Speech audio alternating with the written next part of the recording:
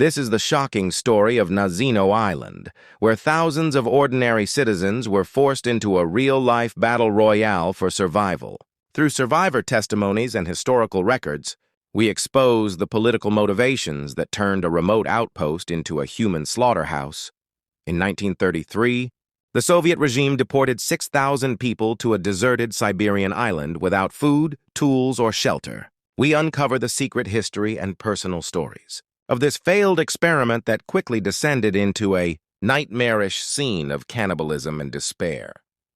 Imagine being arrested for a minor crime and exiled to an island where your neighbors hunt each other for food. We investigate the harrowing journey of the Nazino victims, revealing how Stalin's brutal passport laws created one of history's most horrifying tragedies. Convert in English. Part 1. The deportation begins. The hunt for the unwanted Moscow, spring of 1933. Snow still covered the streets, melting into the dirt as soldiers marched through the city. Loudspeakers echoed slogans about loyalty and purity. The Soviet Union was cleansing itself, not of enemies with guns, but of beggars, the poor, and the forgotten. In Stalin's world, poverty was not a tragedy, it was a crime. That year, a new law demanded every citizen carry a passport proving their right to live in the city. Those without one, vagrants, peasants, ex-prisoners, were branded as parasites. The police were ordered to clean Moscow, Leningrad, and other cities. The arrests began quietly. At night, trucks filled with secret police rolled through alleys. Men in gray uniforms dragged people from doorways and train stations. Some were sleeping under bridges. Others were standing in bread lines. Anyone without documents vanished into the cold. Within weeks, thousands disappeared. They were told they were being resettled to fertile Siberian lands, where new colonies would rise, built by the hands of those who had failed society. But no one told them where they were going or what awaited them there. Among them was a 22-year-old named Alexei Voronov. He was a factory worker, fired for missing shifts when his mother fell sick. He carried no passport, only a ration card. One morning, as he walked to find bread, he was surrounded by soldiers. "Documents?" one asked. Alexei hesitated. The soldiers didn't wait. He was thrown into a truck with dozens of others, the door slammed shut, and the city disappeared behind him. Inside the truck, silence grew heavy. Women clutched their children. A man tried to ask where they were going, but the guards only said, "You'll see paradise soon." For the next few days, trains began to move east. Hundreds of freight cars, sealed, carrying thousands of undesirables. The cars were packed so tightly that people had to stand for hours. The stench of sweat and fear filled the air. No food, no water. Only rumors. Some whispered they were being sent to build new towns. Others feared worse. As the train passed endless forests and frozen rivers, people started to collapse. When one man died of exhaustion, the guards simply threw his body out during a brief stop. Alexei watched, numb. He remembered his mother's words before she died. "No one survives who questions power." He now understood what she meant. After 6 days, the train stopped at a place no one recognized. A wide, frozen river stretched before them. Soldiers shouted, forcing them off the cars. The ground was ice, the wind biting. Ahead, wooden boats waited to take them across the water. "Welcome to your new home," one officer said with a smirk. The prisoners were loaded into barges, thousands of them, silent, starving, terrified. Some still believed this was temporary, that there would be food, housing, work. The guards didn't speak. The only sound was the river breaking beneath the wooden boats. By nightfall, the flotilla reached a vast empty island surrounded by fog. No buildings, no shelters, only trees and snow. The soldiers began unloading the people in groups of hundreds. When Alexei stepped onto the island, the mud pulled at his boots. The wind howled through the birch trees. Somewhere behind him, a woman was crying for her child. Soldiers stood by with rifles, unmoved. One of the guards shouted, "You are free citizens of the Soviet Union. Build your new life here." Then the boats left. Within minutes, the truth began to sink in. They had been abandoned. There was nothing. No tools, no food, no shelter. Just 6,000 men, women, and children stranded on a piece of frozen land in the middle of nowhere. That night, they gathered around small fires made from wet wood. Some prayed, others cursed. Snow began to fall again, covering their shivering bodies. The weak lay down, too tired to move. A few never woke up. Alexei sat by the riverbank, staring into the darkness. He could still see the soldiers' boats fading into the fog. Around him, people whispered, "They'll come back tomorrow." But he didn't believe it. He knew something terrible had begun. The sound of the wind mixed with distant cries. Hunger was already gnawing at their stomachs. There was no sign of morning light, only the endless gray sky over Nazino Island, the place that would soon be known as Cannibal Island. The second morning on the island brought no sunlight, only fog and the sound of coughing. The people woke to frost on their faces and empty stomachs. The soldiers were gone. The river was silent. What had looked like a temporary camp was now a graveyard in waiting. Some tried to organize. A few men gathered driftwood to build fires. Women searched for anything edible, digging into the wet soil for roots. Someone found bark and chewed it until their gums bled. Others simply sat in shock, staring at the horizon, still waiting for boats that would never return. By midday, panic began to spread. The stronger ones stole what little others had. A man with a small piece of bread was beaten to death for it. A woman's shawl was ripped away as she screamed. There were no laws here anymore, only survival. Then the rain started. Cold, endless rain that turned the island into a swamp. Clothes stuck to their skin. Fires went out. The ground became a pit of mud and despair. Alexei tried to help an old man who had fallen near the river. The man's hands were blue from frostbite. "Don't waste your strength," he whispered. "We're already dead." Still, Alexei refused to give up.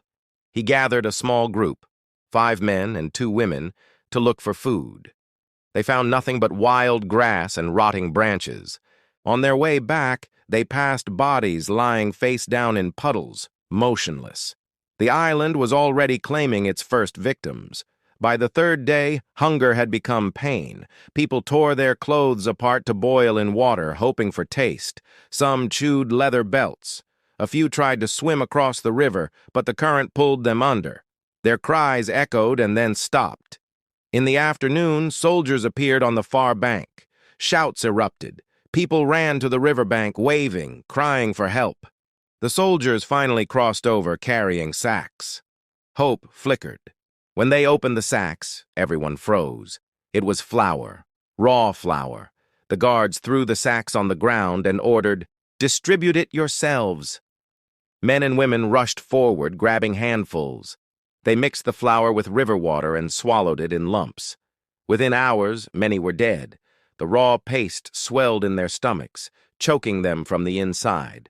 The few who survived the meal grew weaker with each passing hour. Their bellies bloated. Their lips cracked. The river water was contaminated. Disease began to spread: typhus, dysentery, fever. Alexei's friend Victor fell ill first. His skin turned pale, his breath shallow. "Tell my wife I tried," he whispered before his body went still. Alexei covered him with wet branches. He had no strength to dig a grave. The nights were worse. The temperature dropped below freezing. Screams pierced the darkness as fights broke out over scraps of clothing. People started vanishing into the woods. In the morning, their remains were found near the trees, fingers missing, flesh torn. Whispers began. Terrible whispers. "They're eating the dead," someone said. At first, no one believed it. Then they saw it. A woman sitting beside a fire, roasting something wrapped in cloth. The smell was not wood or animal. It was human. Fear turned to horror. The island was descending into madness. Those who refused to eat began to starve faster. Those who did eat could no longer look anyone in the eye. Alexei tried to stay sane. He built a small shelter from branches and mud. A young girl named Anya, no older than 16, stayed near him. Her mother had died 2 nights earlier. They shared silence more than words. "Do you think anyone will come for us?" she asked. He shook his head. "No one even knows we're here." Days passed like years. The flour was gone. The dead increased. The guards came once more, but only to count the living. They laughed as they watched people fight over a single piece of clothing. Then they left again. Anya grew weaker. Her cheeks sank in, her eyes hollow. Alexei tried to find her food, grass, roots, anything, but it was useless. He could hear others whispering nearby, plotting, watching. One night, she didn't wake up. He buried her near the river using his hands to dig through the mud. He didn't cry. There were no tears left, only emptiness. By now, less than half of the 6,000 were still alive.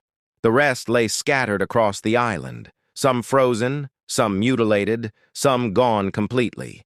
The guards had begun bringing new prisoners from nearby camps. They too were dumped on the island. The living greeted them like vultures, searching their clothes for food before they could even speak. Alexei felt himself changing. His voice grew hoarse, his thoughts darker. He began to wonder if he was any different from the others now, if he too would one day cross that final line. On the 10th day, a storm hit. The wind screamed through the trees, tearing apart what little shelter remained. The river overflowed. Bodies floated in the water. The island had become a living nightmare, where life and death looked the same. As the storm raged, Alexei sat in the mud, staring into the dark water. He no longer thought of escape. He no longer thought of home. He only thought of how long it would take before the hunger inside him did what it had already done to everyone else. The real horror of Nazino Island was no longer hunger or cold. It was what hunger made people become. By the 11th day, Nazino Island was no longer a camp. It was a graveyard that breathed. The stench of rot hung over the river. Smoke from dying fires mixed with the smell of decay. The people who still walked were no longer truly alive. Their faces were hollow, eyes empty, skin stretched over bone. Hunger had stripped them of everything human. Alexei woke to the sound of screams. 2 men were fighting near the trees. One had a knife, the other fell, blood spraying across the mud. Before Alexei could react, 3 others ran forward and dragged the body away. No one tried to stop them. Everyone knew what would happen next. That afternoon, a rumor spread. The guards had caught a woman cooking human flesh. Her name was Maria Kuznetsova, a former teacher from Leningrad. She was caught roasting a human leg near her fire. When the guards confronted her, she said calmly, "It's my sister. She died last night. I didn't kill her." The guards tied her to a tree as punishment. They laughed while she froze to death. The others watched in silence. No one cried. No one prayed. The island had lost its soul. Alexei couldn't eat. Every time he looked at the fires, his stomach twisted. But hunger was cruel. It didn't care about morals or fear. It kept whispering inside him, louder each day. One night, a man named Gorsky approached him. His face was covered in soot, his hands shaking. "I have meat," he whispered. "Come." Alexei followed him to a small pit near the river. Inside, something was wrapped in cloth. Gorsky unwrapped it. It was a human arm, charred and dry. Alexei stumbled back, horrified. Gorsky stared at him, desperate. "It's the only way. You'll die if you don't." Alexei ran. He didn't look back. But that image stayed with him. That smell, that sound of sizzling flesh. It never left his mind. The next day, snow began to fall again, thick, heavy flakes that covered everything. It should have been beautiful. It wasn't. The snow landed on bodies, turning them into white mounds. Children played near corpses, too numb to understand death anymore. Some people had begun forming small gangs. They called themselves brigades. The strong hunted the weak. If someone found a sack of flour or even a crust of bread, they were dead within hours. Women were taken by force, men killed for scraps. The guards watched from a distance, laughing. Sometimes they shot into the crowd just to see people scatter. They had turned the island into a cruel experiment, a place to see how long humans could survive without hope. That night, Alexei heard voices outside his shelter. Two men were whispering. He pretended to sleep, but his heart pounded. "Take the boy," one said. "No, the man's stronger. He'll last longer," the other replied. Alexei grabbed a stick and burst out, striking wildly. The men fled into the dark. He stood there shaking, realizing what they had planned, to kill him and eat him before morning. The island was no longer about survival. It was about who died first. Days blended into nights. The week disappeared. The fires grew fewer. The sound of life faded. People began talking to themselves, laughing for no reason, staring at the sky as if expecting mercy from above. Alexei started hearing things. His mother's voice, Anya's laughter. Sometimes he followed the sounds, only to find nothing but trees. The mind was starving as much as the body. Then something changed. One morning, whistles echoed from the river. Soldiers were returning, this time with officials and doctors. People rushed forward, crawling through the mud, begging for food. Some kissed the soldiers' boots. Others fell dead before they reached them. The officials began counting the survivors. Out of nearly 6,000, only about 2,000 were still alive. Most of them could barely stand. Their faces were gray, their hands trembling. The soldiers began loading people onto barges again. Alexei watched as dozens collapsed before boarding. He was carried by two men who could hardly walk themselves. As the boat drifted away, he looked back at the island, silent, white, endless. Smoke still rose from a few dying fires. The dead lay unburied. The living looked like ghosts. The wind howled over the frozen water, carrying with it the memory of what had happened there. When the boat reached the mainland, the survivors were taken to another camp. Many died within days from infection, disease, or shock. The officials wrote reports. They blamed logistical mistakes and lack of discipline. No one was punished. The truth was buried, just like the dead. But Alexei lived. He never spoke of the island again. He worked in silence, avoiding questions. People said he looked older than his years, that his eyes never stopped searching the distance. He carried the island inside him, every scream, every face, every smell. Nazino Island faded from public memory. It was erased from maps, from records, from classrooms. But the truth lived in the shadows, whispered by those who had seen what hunger could do to a human soul. Years later, when secret documents finally surfaced, historians would read the reports and call it the Nazino tragedy. But Alexei would have called it something else. Hell, the kind built not with fire, but with hunger. The fourth week began with silence. The kind that follows when there is nothing left to scream for. Snow covered the island in a ghostly white blanket, hiding the rot beneath. Trees stood like witnesses, their black trunks slicing through the fog. Only a few hundred people still moved. They didn't speak much anymore. They just stared at the ground, stepping over bones and bodies as if it were normal. Nazino Island had become a place where death had more rules than life. Alexei could no longer feel his hands. His skin was cracked and bleeding, but pain didn't matter now. What mattered was warmth, food, anything. His stomach had turned against him, twisting and tightening with every breath. The flour was long gone. The bark from trees had been stripped bare. The last pieces of leather had been boiled and eaten. And so, on one freezing night, something unthinkable happened. The organized killings began. It started with small groups, men with knives, pieces of metal, or sharpened sticks. They hunted the weak, waiting until dark. The first time Alexei saw it, he didn't move. He couldn't. He watched from behind a tree as 3 men cornered a young prisoner. There was a short struggle, a muffled cry, then silence. They didn't even wait for the body to cool.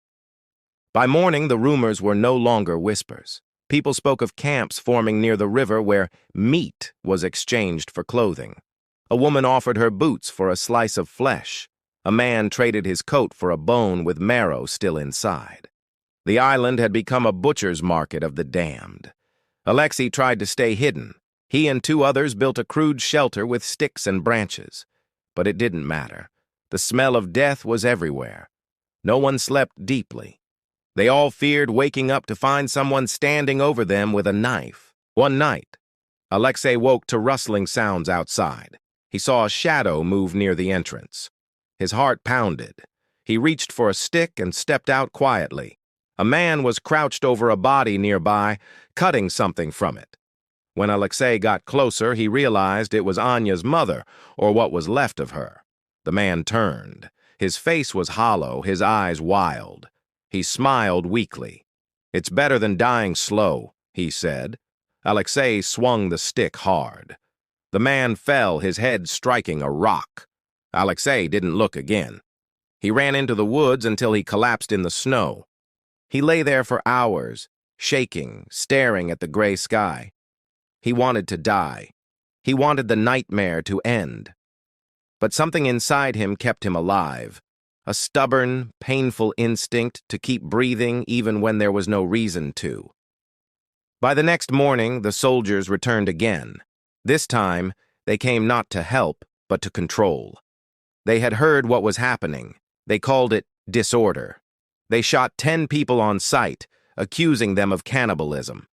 But even the soldiers couldn't deny what they saw. Piles of bodies missing limbs, fires surrounded by bones, women hiding behind trees with human flesh in their hands. Some begged for forgiveness. Others stared blankly, unable to speak. The commander ordered a cleanup. Dozens were executed. The rest were forced to move to a smaller camp on the edge of the island. There, the soldiers distributed another round of raw flour. Many refused to eat it. They remembered what happened last time. Alexei sat by the river, holding a piece of cloth, Anya's scarf. It was the only thing left that reminded him of someone who had not become a monster. He dipped it in the water, wrung it out, and tied it around his arm.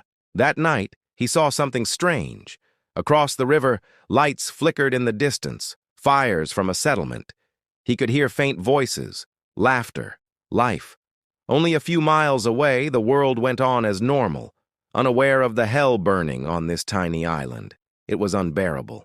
He decided to escape, not because he believed he could survive, but because he refused to die there, among the dead and the devourers. With a small group of men, he built a raft from logs tied with strips of cloth. The river was half frozen, the current fast. They pushed it into the water under moonlight. The raft wobbled, creaked, but it held. They paddled with their hands, moving through ice and darkness. Behind them, the island faded, a white blur of misery and smoke. Then came gunfire. Soldiers had spotted them. Bullets struck the water around them. One man was hit. Another fell into the current. Alexei kept going. His arms burned. His breath froze in the air. He didn't stop until the shore came close. The raft struck a rock and broke apart. He crawled through the icy mud, dragging himself toward the trees. He lay there on the bank, unable to move. The world was quiet again. Above him, the northern lights shimmered faintly across the sky, green and ghostly. For the first time in weeks, he felt something like peace. He didn't know if he was free. He didn't know if anyone else survived. But he was no longer on that island. He looked back one last time. The fog had swallowed Nazino again. It stood silent, like it had been waiting for this moment, waiting to hide its crimes beneath snow and history. Alexei closed his eyes and whispered, "I remember." and then he slept. The day of Cleopatra's death began in silence. Alexandria was under Roman control. Octavian's forces surrounded the palace. The queen's guards had surrendered. Inside her private chambers, Cleopatra stood before a bronze mirror, her eyes calm, her face pale but proud. She knew her fate. Octavian had refused her plea to let her live as queen. He planned to take her to Rome, parade her through the streets as a prisoner. For Cleopatra, this was worse than death. She called her two most loyal servants, Charmian and Iris. They dressed her in her royal robes, golden crown, and jewelry that once dazzled the world. Cleopatra then sat on her golden throne, surrounded by the faint scent of lotus flowers. A small basket arrived, covered in fig leaves. Inside was the cobra, the Egyptian asp, hidden beneath the fruit, the symbol of divine royalty, the same serpent that represented the goddess Isis. Cleopatra reached inside without fear. The bite was quick. A faint gasp escaped her lips. Within moments, the poison spread through her veins. Her body relaxed, her eyes turned soft, and her head fell gently to the side. When the guards entered, Cleopatra lay motionless, her face peaceful, her crown still in place. Charmian, moments before dying herself, adjusted the queen's diadem and whispered, "Was this well done of your mistress?" Then she collapsed beside her queen. Octavian stood in silence when he saw her body. The woman who once ruled the richest empire of the ancient world had defeated him in her own way. She had chosen her death, not Rome's chains. Cleopatra's death marked the end of Egypt's independence. The Nile would now flow under Roman rule. Yet her legend never died. For centuries, poets, historians, and dreamers told her story, each seeing her not just as a queen, but as a symbol of beauty, power, and freedom that even death could not conquer. Thus ended the life of Cleopatra VII, the last pharaoh of Egypt, who turned her death into immortality.